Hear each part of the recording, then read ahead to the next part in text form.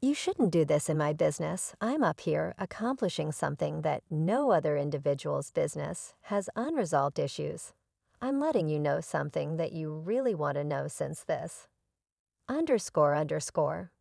Industry is a beast. It's the very beast that thieves me as well. Underscore underscore was attempting to educate you concerning Puff Daddy. This is the ruler definitely of trickiness. It's the following the greater you put hot on it. That is that close to the battle, assuming that you need right you sit close to me. It's the following the work look. Pup may be the objective for anyone who's going no place. He should be the most fortunate. Underscore underscore.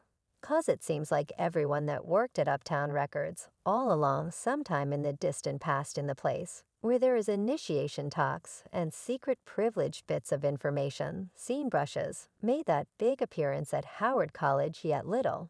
Did the crowd had any idea that he was going to disclose a story that would make their jaws drop like a mick in a rap fight? You see, Scene's mom Janice had been telling a tall tale about his dad's end. She guaranteed that Melvin Brushes, may he find happiness in the hereafter, had met his disastrous end in a fender bender, yet Scene's interest. Touched off like a fire on a hot track driving him on a journey for reality equipped earnestly. And a library card, he wandered into Pioneer's library, prepared to unwind the secret hours, transformed into a day as Scene dove into the profundities of history filtering, through old looks of microfiche, like a fortune-hunting researcher. And a modern-day miracle, the Amsterdam News murmured confidential into his ear.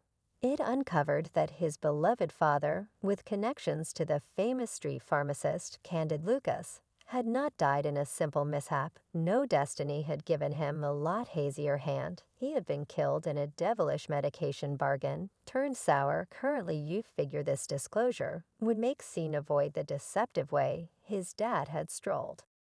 Yet life has an entertaining approach to curving destiny, my companions, for as Scene swaggered through the crazy universe of Hollywood, he wore a shroud of savagery, decided not to be a pawn in anybody's down, and comic Dave Chappelle has been there to observe it all. I chose to embrace the business of my dad yet, in a legitimate manner, in a legitimate way, by procuring scratching, working harder, trusting in myself, and in particular, capitalizing on the favors that God favored me with. Brush said in the beginning location.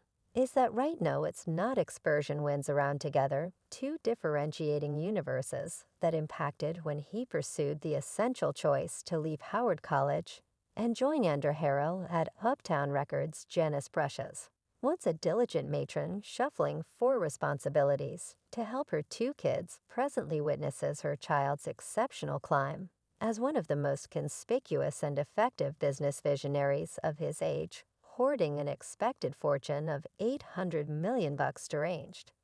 I don't think Kenny is insane at all.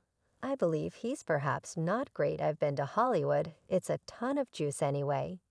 Chappelle stubbornly guarantees that Diddy is in charge of corrupted cash, a huge part of which he purportedly obtained. By disposing of his opponents, Chappelle has been quietly uncovering the pioneer behind Terrible Kid Records. Starting with his latest disclosure, including a crook act, the web has been set burning by the unconfirmed health-related crisis that brought about Jamie Foxx's hospitalization. Except if you just arrived from another planet, you're probably mindful of the circumstance. The web-based domain is overflowing with hypotheses and discussions. Yet one specific hypothesis has ascended to unmistakable quality.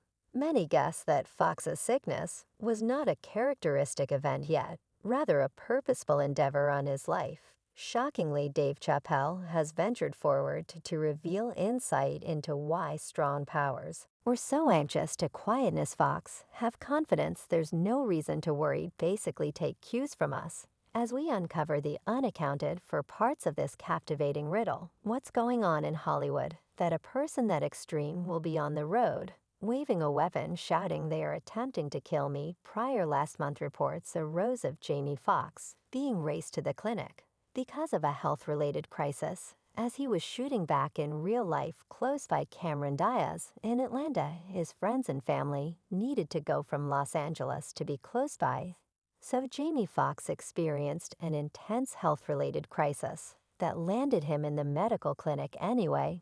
Ongoing visit to Foxx during his medical clinic, Stay supposedly the foundation grant-winning entertainer, informed them about a functioning danger on his life. Fans were stunned and confounded by his disturbing explanations. A Twitter client has of late communicated their anxiety, expressing Jamie Foxx told the police, "Someone is attempting to kill him.